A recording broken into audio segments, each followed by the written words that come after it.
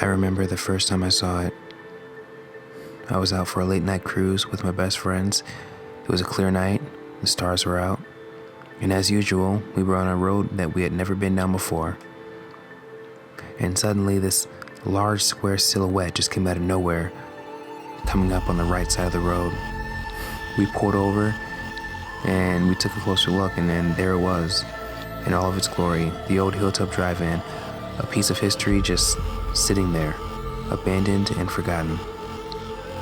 I'll never forget that night.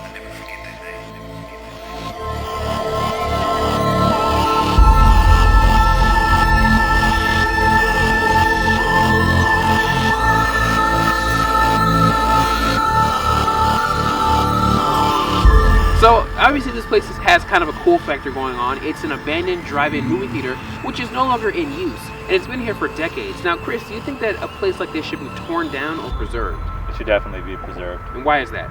Why is that? Because these are basically tiny little historical monuments. Like, this is a piece of history here where drive-in movie theaters nowadays, most kids, they're on their iPads, and they would probably never think such a thing exists. Yeah, it's very true. It's a very social experience to come out with a car full of people and to sit and just watch the movie, hanging out, having a good time. Nowadays, we have all of our streaming devices, and people kind of just go home and watch their, their episodes and movies on their own accord. But this is kind of cool. Now, what do you think about the painting? This screen has a weird painting. It seems to be a young girl attached to some type of umbrella floating off into the sky. Balloons, bro. Balloons? Okay. Yeah. There's a painting on the screen of a girl attached to balloons floating off into the sky. What do you think that's about? Because I've always wondered what that was there for. Honestly, it looks just like one of the paintings or symbols that one of the children's hospitals uses, but it's not coming to me. It might be Lurie's, or what's the cancer center for kids called? St. Jude's? That may be for St. Jude's. That's interesting because there's actually an abandoned hospital just down the street from this place.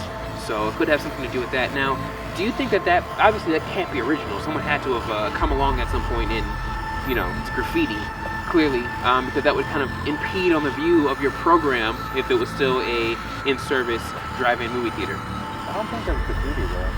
Yeah, it doesn't look like It doesn't look like graffiti graffiti. or anything, but it had to have been added post the place being in operation because it's right kind of in the right section of the screen there, so you wouldn't be able to watch anything with it like that.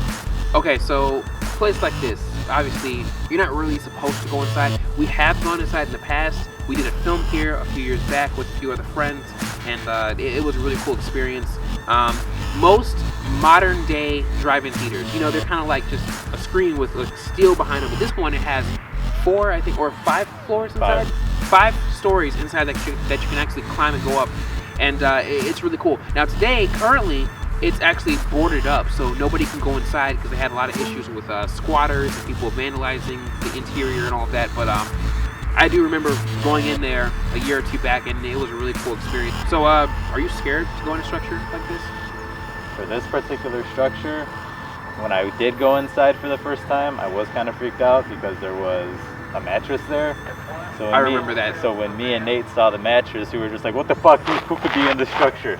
Like, maybe it's not a good idea to be in here. There's, a potential squatter here that could be, out of their mind. Yeah, we were kind of freaking out because it was like, oh, is someone living in this place?